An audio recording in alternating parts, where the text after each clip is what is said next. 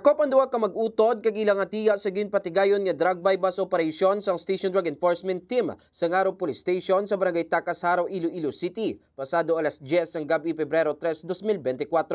Ang mag-utod ang Musanday Sabi de Elias Brillo, 21 anyos, Angelo Brelio, 18 anyos, kag ilang atiya nga si Kisa Alokin, 31 anyos, samtang nakapalagyo naman ang isa nila kaupod nga si Wilfredo Arurong, 36 anyos, nga lunsay residente sa nasambit nga barangay.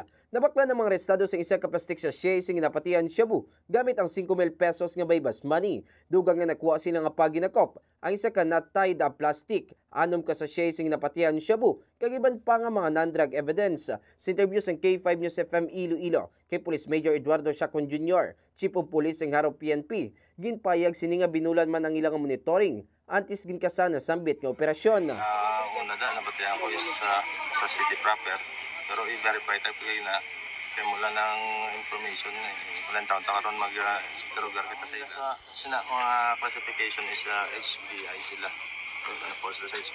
Ginabanta naman sa 100 grams ang na-recover nga suspected shabu nga may ara sa estimated market value nga 680,000 pesos. Report na gikan sa distrito Sangharo.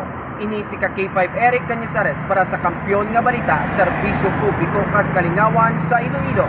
K5 News FM. This news is brought to you by, do you feel tired all the time? Do you have frequent infections? Do you have always cold? It's a sign of low immune system. Boost your immune system with Clinica D3 Bio, antibacterial, natural antioxidant, immune system booster. Clinica D3 Bio has vitamin D3, lauric acid, and monolurine to fight against all viruses. Try Clinica Vitamin D3 with Coccus nocifera.